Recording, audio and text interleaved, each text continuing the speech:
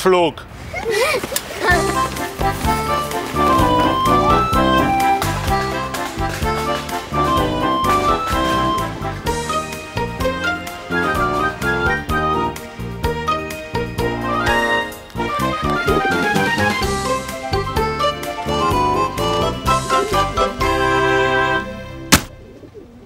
Scheiße, schon wieder.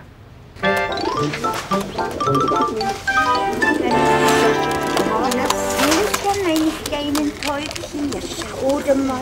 Ein feines Frühstück hat die Mutti für euch. Na komm doch ein feines Gräschen. Jetzt reicht's, Frau Anderl. 100.000 Mal habe ich Ihnen schon gesagt, Sie sollen die verdammten Mistviecher nicht fordern. Jetzt haben Sie mir in die Zeitung nicht geschissen. Wie bitte? Ich gebe Ihnen gleich ein Wie bitte. Und ihr lacht Sie so blöd, ihr Hundskrippines Miserabligen. Nee. Die hat dir die Zunge rausgestreckt. Was? Stimmt das? Frau Anderl, haben Sie mir die Zunge rausgestreckt? Frau Anderl! Frau Anderl! Abflug.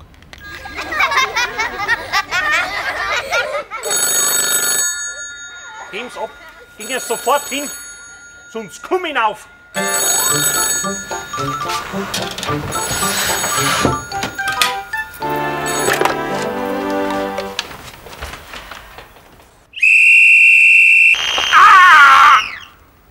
Oh. Oh. Oh.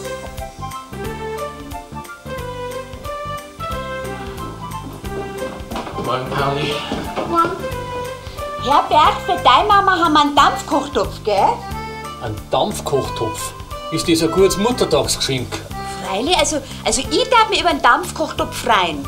Ja, möchtest du auch einen zum Muttertag? Na, Aber du hast doch gesagt, du darfst dich freuen. wenn ich deine Mama war, darf ich mich freuen. Und bin ich deine Mama. Und für meine Mutti besorgst bitte 4-mal einen Zigeunerbaron, gell? Was für ein Baron? Zigeunerbaron Operettenkarten. Ob blond, ob braun, ich liebe alle Frauen. Mein Herz. Warum gleich 4 Karten?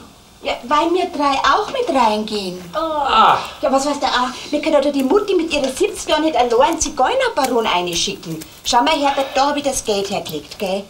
Oh, ich sag's euch, ich hab wieder so ein Sodbrennen, das ist der Stress. Herrschaft, wir müssen los, Pauli. Also, genieß deinen freien Tag, gell? Schnipsi, Pfiati. Servus, Mama. Vierte Pauli.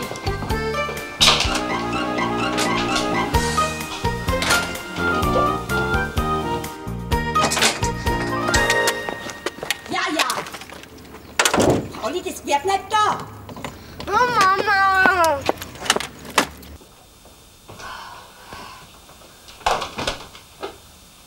Und jetzt ein Lied für unsere lieben Muttis, weil am Sonntag ist ja Muttertag, nicht vergessen. Der spinnt Also, doch. pack mal's. Mama, brauchst doch nicht um deinen Jungen weinen. Mama.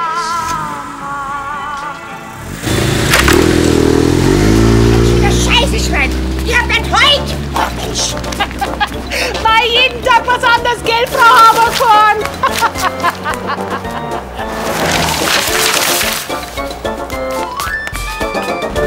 Papa, wir müssen zum Muttertag einen Topflappen häkeln. Du, ein Topflappen. Geh. Ja, ich hab's probiert, aber ich kann das nicht.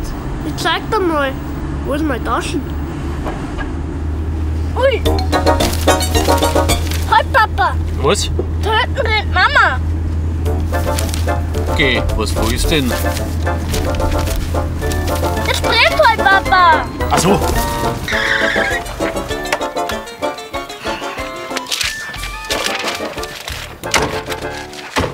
Das Schnipsi, was tust denn du da im Nachthemd mitten auf der Straße? Ja, ich mach meinen Frühsport, weißt du? Jogging kombiniert mit Kniebeugen. Was? Ah, hab ich dich da. Ah, da. Für was ist das? Ja, für die Operettenkarten. Sag einmal, wo hast du dein Hirn? Ah ja, vor lauter Dampfbaron und Zigeunertag und Muttertopf. Frau Haberkorn, Ihr Telefon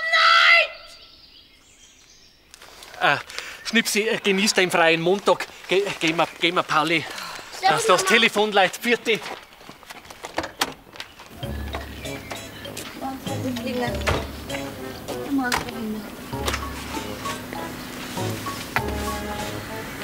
Mei, Sie sind auch geschlagen mit Ihrem Mann, gell, Frau Haberkorn? Himmel-Herrschaftszeiten, Werther! Das Klubberbier ist schon wieder aus. Ich bring dir eins kurz. Aber schnell! Ich glaube, gesellschaftlich ist das schon eine sehr interessante Gegend. Ha ja. Sag mal, wo hat er das Telefon schon wieder hin?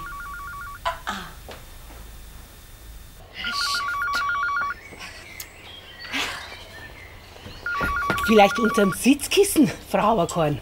Ja, dem Komposthaufen. Möglich wär's, gell? Ah, in der Gartenhose hat es diesmal. Haberkorn 7:30 Uhr früh?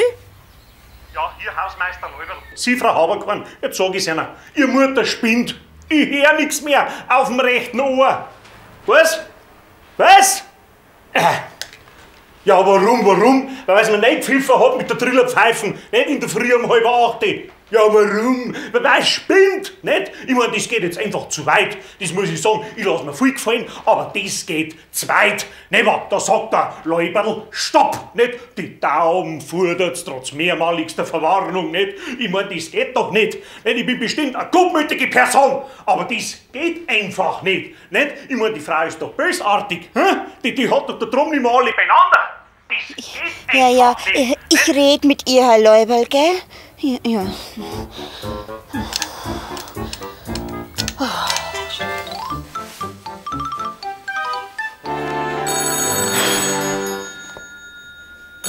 Gott, das darf doch nicht wahr sein, so ein sturer Teufel. Na, wart.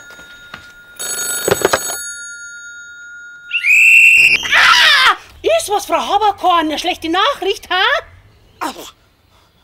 Sag einmal, Mutti, bist du jetzt total übergeschnappt? Gut, hast du das gehört? Ja, sag einmal, wie reden die mit ihrer Mutter? Wo bleibt denn jetzt das Klopapier?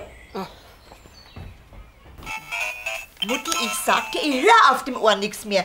Das scheppert und pfeift da drin. Ja, ich kann doch nicht wissen, dass du in der Früh um 7:30 bei mir anrufst. Das ist doch ganz wurscht, wer wann bei dir anruft, Mutti. Man pfeift einfach nicht ins Telefon, das tut man nicht. Das ist aber das Einzige, was hilft gegen obszöne Anrufe. Also ich bin kein obszöner Anrufer, gell, du? Und der Leuberl auch nicht, Mutti. Der wollte dir lediglich sagen, dass du keine Tauben füttern darfst. Verstehst, Mutti?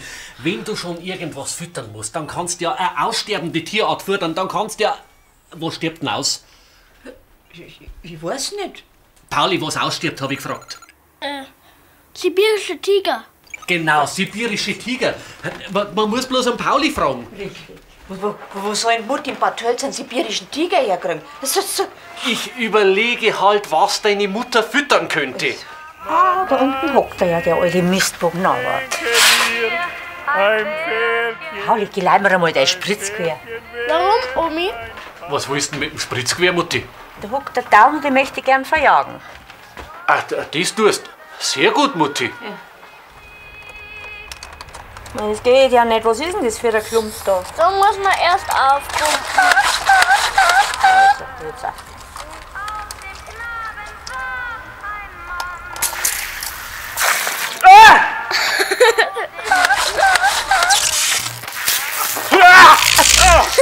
Jetzt reicht's! Das ist jetzt nicht mehr lustig! Das ist schon lustig. Sag einmal, Hello, bist du jetzt total übergeschnappt? Entschuldigen Sie vielmals, Herr Leuberl. Entschuldigen. Ja, da schauen Sie mal, patschnass bin ich. Und ins Bier hat's mir auch reingespritzt.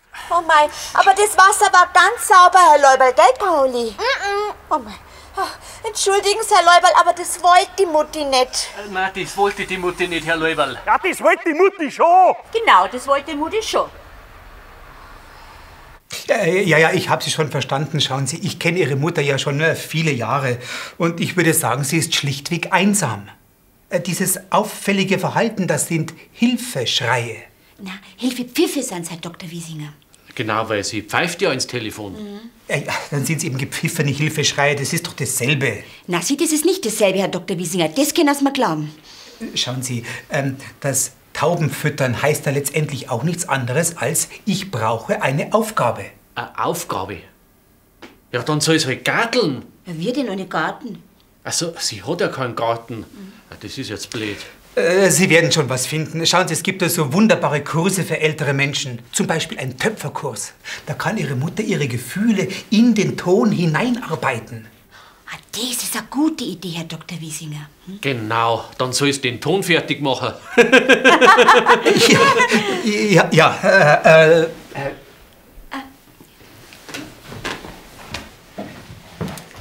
Also. Übrigens, Frau Haberkorn, wie vertragen Sie eigentlich die Pille? Was für Pille? Die Antibabypille, die ich für Sie aufgeschrieben habe. Aber Sie haben ja keine Antibabypille aufgeschrieben. Aber Ihre Mutter war doch kürzlich bei mir und hat sich ein Rezept für die Pille geben lassen. Sie hat mir gesagt, das Rezept sei für Sie. Für mich? Also sowas schlucken wir nicht. Wir rechnen. Ja, wir rechnen. Jeden Monat, gell? Aber für was braucht denn die Mutti die Pille? Ich meine, in ihrem Alter?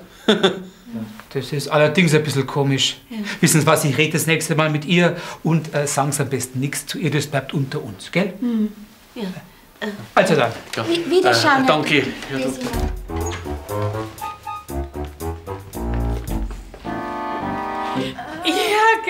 euch. Grüß die Mama. Oma. Seid ihr krank? Du schaust ja ganz kasig aus, Bub. Na, die Mutti. Die Mutti? Ja. Ja, um Gottes Willen, was ist mit der Lilly? Wer ist denn der Nächste, Fräulein Gabi? Ich, Herr Doktor, bin um 11 Uhr bestellt und jetzt ist es 11 Uhr. Ich bin dran. Ja, wer jetzt? Die Frau Haberkorn kriegt ja bloß eine Spritze. Karte von Frau Haberkorn, bitte. Wenn Sie dann schon mal Platz nehmen, Frau Haberkorn. Jetzt sag bloß, was ist mit der Mutti? Spinner tut's, ins Telefon pfeift. Und auf den Hausmeister hat's geschossen. Was? Ja. Ja, mit dem Spritzgewehr. Mit dem Spritzgewehr. Sie haben heute zu viel Patienten angenommen. Ich habe ja auch nicht gewusst, dass die zwei so lang brauchen. So, Frau Haberkorn, dann können wir. Und die Pille schluckt's. Was, die Pille? Ja. Du meinst die Pille? Die Antibabypille. Ja, aber bei der geht doch nichts mehr, oder, Herr Doktor? Natürlich nicht, gell, Herr Doktor? Aber jetzt schickt man sie in den Töpferkurs, damit sie ihre Gefühle Haberkorn, entweder gehen Sie jetzt rein oder Sie lassen jemand anderen vor. Nein, ich muss ja nur auf Boss. Ich muss zur Pediküre. Ja, das ist Ihr Problem. Aber mein Boss macht um 12 Uhr zu. Dann gehen Sie jetzt aber bitte auch rein. Ja, sofort, Herr Doktor. Ich sag euch, die dreht durch, die Mutti.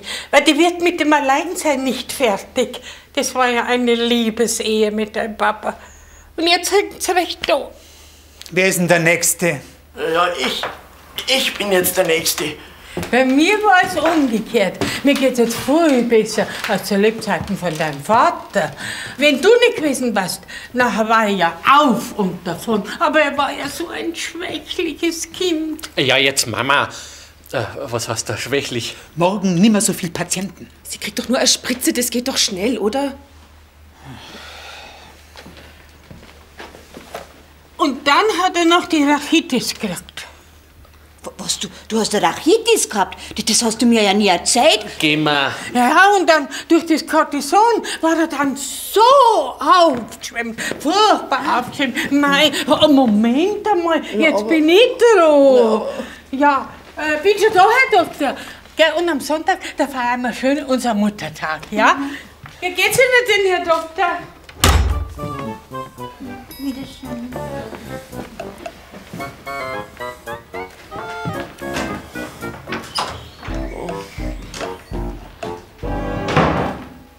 Also so ein Schmarrn will in keinen Töpferkurs nicht. Aber Mutti, das wäre ganz ideal für dich. Du kannst den Ton kneten, du kannst ihn schlagen. Schlagen wird da gar nichts. Ach, Herr Bierling, grüß Gott, wegen die Aggressionen.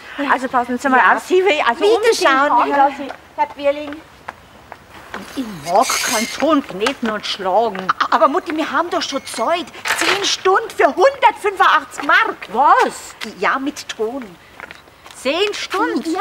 Na. Also Mutti, du bist sowas von stur. Jawohl, stur ist, da haben Sie recht. Ja. Jetzt muss das weiterkommen, Sie. Ich wohne da. Ich wohne auch da. Und wenn ich da eingezogen bin, da sind Sie nur auf der Brennsuppe dahergeschwommen, merken Sie ja nicht das.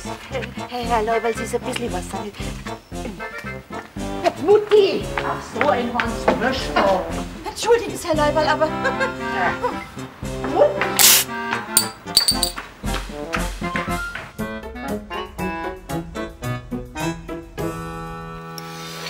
Also, diese Frau ist ja eine Furie.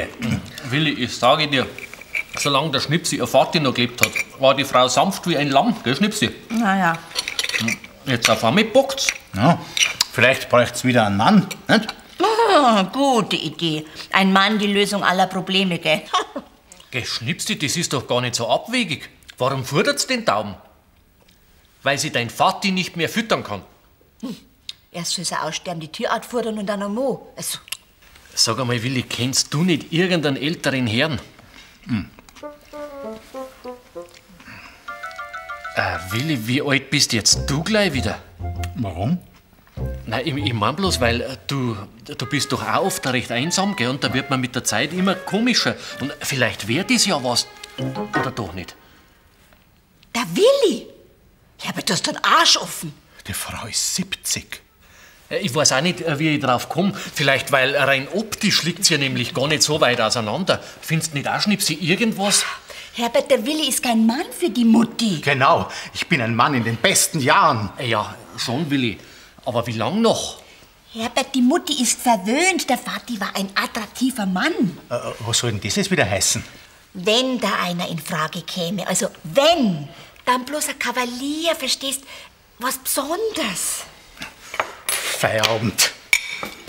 Aber Willi, das ist doch noch gar nicht sexy. Meine Mama kommt, da muss ich noch ein Geschenk besorgen. Scheiß Muttertag. Wenn ich dir einen Tipp geben darf, Willi, kauf keine Schnittblumen. Nimm eine Topfpflanze, da hat's eine ewige Freude dran. Ich kauf zu solchen Anlässen immer am liebsten einen Gummibaum. Gell, Schnipsi? Ja. Mir graust schon, wenn die Mama daherkommt. Die schimpft ununterbrochen auf mich ein. Bist immer noch ledig? Wann heiratst du endlich, damit ich Enkeln krieg? Mein Gott. Und wenn's das doch mit der Mutti probierst, ha, Willi? Auch wegen die Enkel, gell?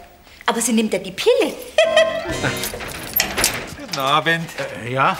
Kann ich mir den Tisch da kurz anschauen? Den können Sie nicht kurz anschauen. Das ist ein Ausziehtisch. Das dauert. Außerdem haben wir jetzt Feierabend. Was, schon? Ja, ja, schon. Kommen Sie morgen wieder, gell? Gehen wir. Moment, Gehen wir. Warten Sie mal. Ach, kann ich mir doch noch mal anschauen. Sind Sie noch ledig? Wer? Sie? Ich? Ja? Nein, also dann bis morgen, gell? Wie der Chef schon sagt, wir haben jetzt Feierabend. Unverschämt. Ja, hätte ja sein können. 28, 29, 30.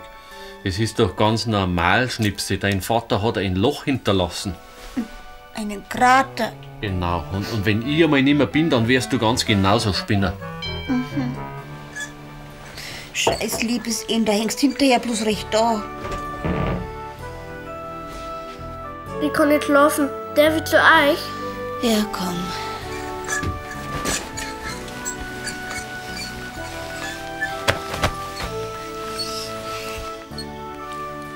Was hat denn Mama? Wegen der Oma Lilli. Die ist so einsam, die braucht wieder einen Mann. Oma Lilli? Ja, aber das ist ja nicht einfach in ihrem Alter. Da findest du ja nur leichter einen sibirischen Tiger. Hallo, ich heiße Happy Hupsi und Sie recht herzlich willkommen. Geben Sie sich einen kleinen Schubsi, tanzen Sie zu Happy Hupsi. Jawohl, und es geht gleich los mit einem Knaller.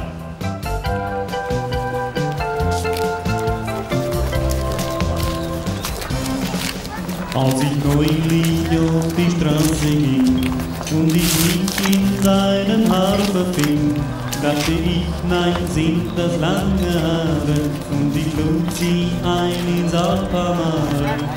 Sie war eine klasse Frau, ich musste mich nicht verstecken. Wir gingen miteinander, das waren wahre Becken. Also Mutti, es gibt doch relativ viele alleinstehende Männer, ha? Mhm. Schau mal, das ist doch ein Süßer da, ha? Oder der Gewamperte mit der Fliege, schau mal, ja, so ein netter. Also Schnipsi. Da, was hast du jetzt davon? Jetzt kommt er her.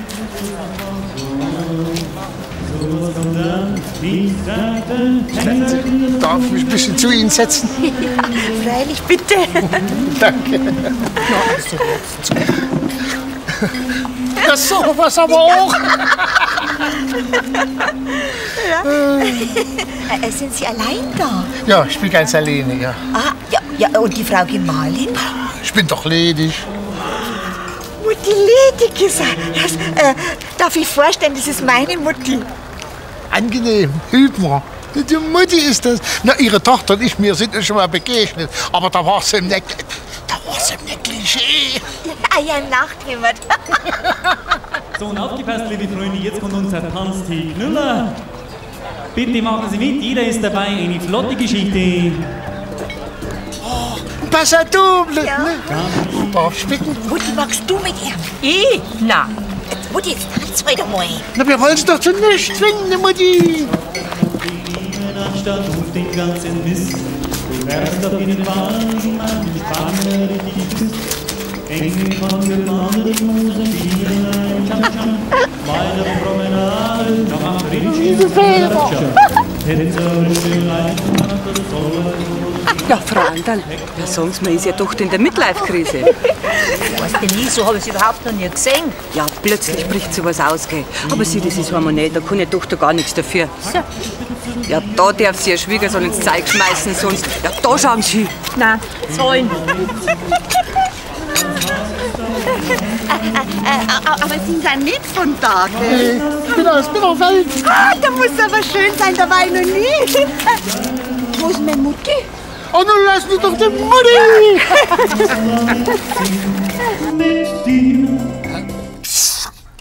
Herrschaft, Klumpzeigel da. Wann ist denn das letzte Mal aufgeräumt worden? Ich hab's gefunden, Papa. Ah, genau. Das war einmal dein Laufstall. Den haben wir damals ganz umsonst gekauft, weil du nicht drin bleiben willst. Möchtest du da drin bleiben? Nein. Dann wird das halt jetzt ein Wäscheständer für die Mama. Aber meinen Topflappen muss ich auch noch machen, Papa. Ein Topflappen zum Muttertag, so ein Käse. Au! Gleich tot. Wer ist denn das? Ich weiß nicht. Wir kommen!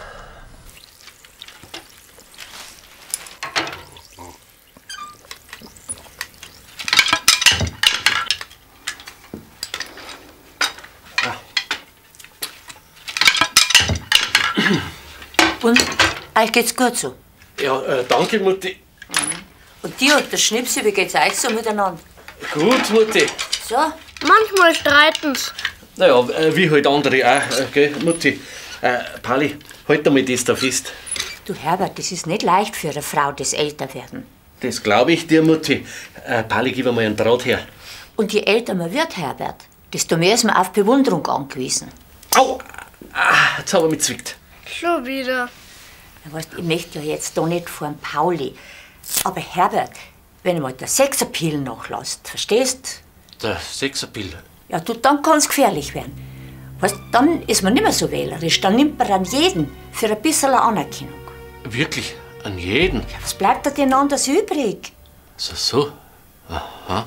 Ja, dann ist es auch wurscht, ob er eine Glatzen hat oder eine Wampen oder einen unmöglichen Dialekt. Das ist dann die Verzweiflung. Die Verzweiflung? Au!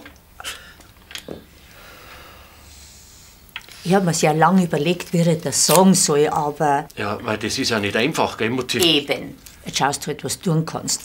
Ich muss nämlich jetzt gehen. Sagst aber nichts der Schnipsi. Weißt, die wird immer so narrisch bei solchen Sachen. Ja.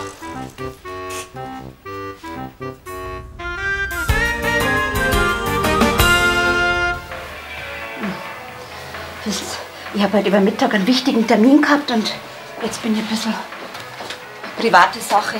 Das ist mir wurscht. Mir pressiert! Ja, das kriegen wir schon, Frau Pichler, da dran ein bisschen her, gehen ja, Frau Hinterseher! Ja, was ist denn los? Mein Mann, die ist Sau. Geht er wieder fremd? Wohnen tut er bei ihr. Ja, so ein Schwein! Ja, der weiß ja gar nicht, was er an ihnen hat, so eine attraktive Frau. Aber das zeug ich ihm heim. Rache ist süß. Mein Arm hat gleich. Ja, gleich. Morgen für um 9 Uhr geht's, Frau Hinterseher. Ja. Schau, Style Beauty Haberkorn. Ah, du bist es. Was? Die Mutti? Na, dann komme ich morgen früh um 9. Ja. Hat's das wirklich gesagt? Jawohl, sie hat gesagt, sie nimmt an jeden. Ja, mit Wampen und Glatzen und mit einem ganz schlimmen Dialekt. Sag mal, jetzt droht's uns schon oder was, hä? Herrschaft, jetzt hat die Hinterseher da ihren Zettel liegen lassen. Mein Haum hat Gleit. Servus, Herbert. Was? Mir pressiert's. Ich komm ja schon.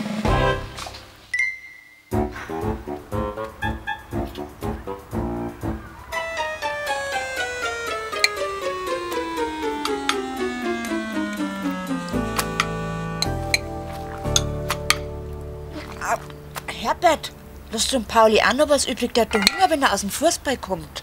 Also. Ja, die Männer, gell, es schmeckt ihnen halt so gut. Und gehen's am Sonntag auch zum Hanselwirt zum Muttertag? Ja, das Essen ist gut und vom Preis her stimmt's auch. Eben. Bertha, Ja? Das Klopapier ist aus. Was? das Klopapier ist aus. Ich komm schon. Wir haben vielleicht einen Verschleiß. Irgendwann lasse ich das da alles mit Knöterich zuwachsen. Ah, du Herbert, schau mal, was die Hinterseher heute hat liegen lassen. Attraktiver Herr, wohlhabend, sucht Partnerin ab 60, die er verwöhnen kann. Adresse Veilchenweg 25. Was ist denn das? Eine Anzeige, oder? Das hat die Hinterseher liegen lassen. Komisch, kein Name, kein Telefon, bloß eine Adresse. Aber du, wohlhabend 60, ob das nichts für die Mutti war, ha? Sollen wir ja noch schnell noch vorbeischauen? Was, heute noch? Ja? Wenn der Pauli im Bett ist? Also jucker tat's mich.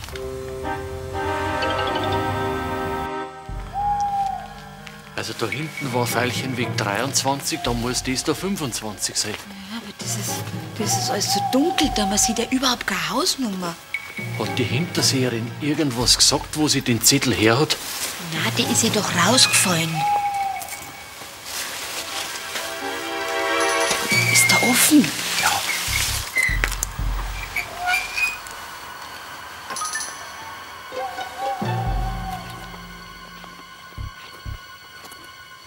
Das ist aber ein Großhaus. Ja. Du, das war bestimmt eine gute Partie. Aber ich glaube, da ist keiner daheim. Herbert, das wirkt so unbewohnt, da ist nirgendwo ein Licht. Pass doch auf! Du, ja! Du, die scheiß Gießkanne, stehen's mitten auf dem Weg. Schmarrn.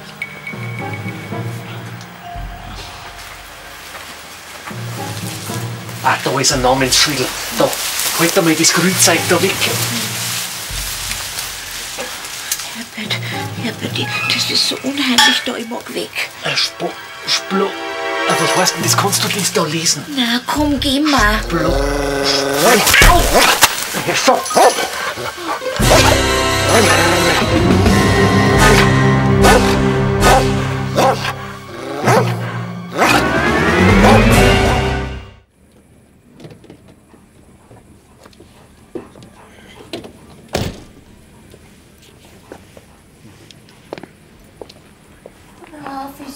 Ganz ein braver Wauwau, gell? Braver Wauwau. Ganz brav, also. Nein. Ja, ganz brav. Polizei! Herr Weiser! Ja, die zwei Kinder, die sind doch. Jawohl, habe keinen Herbert. Sind Sie das, Herr Bierling? Ja, was machen Sie da? Ich bin so froh, dass Sie da sind, Herr Bierling. Ja, warum dringen Sie da nachts in ein Privatgrundstück und schleichen da ins Haus rum? Wir suchen doch einen Mann für meine Mutti, gell? Was? Ein Mann suchen Sie? Für Ihre Mutti?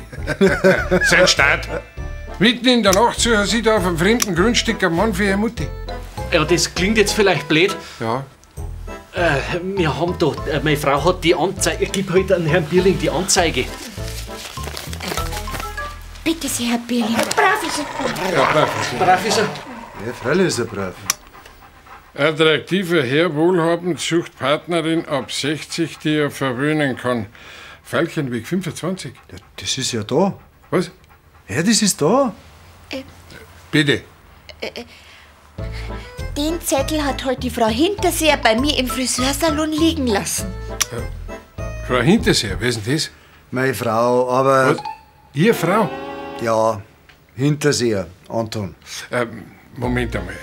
Habe ich das richtig verstanden? Die Frau von ihm hat heute den Zettel bei Ihnen im Laden liegen lassen. Jawohl. Ja, das ist auch die Schrift von meiner Frau. Die Sauglaue, die kenne ich. Also, Ihre Frau hat geschrieben, attraktiver Herr, wohlhabend, sucht und so weiter. Wer ist der attraktive Herr? Wahrscheinlich ich. Was, Sie? Ihre Frau schreibt für Sie eine Anzeige? Ja, ich kann mir nur vorstellen, dass das eine Gemeinheit ist, weil ich da zu meiner Freundin hergezogen bin. Verstehen Sie? Meine Frau wollte dieses Inserat wahrscheinlich in der Zeitung aufgeben, damit da bei uns tagelang alte Weiber aufkreuzen. Und ihre Freundin hätte sich dann vor die Tür gesetzt.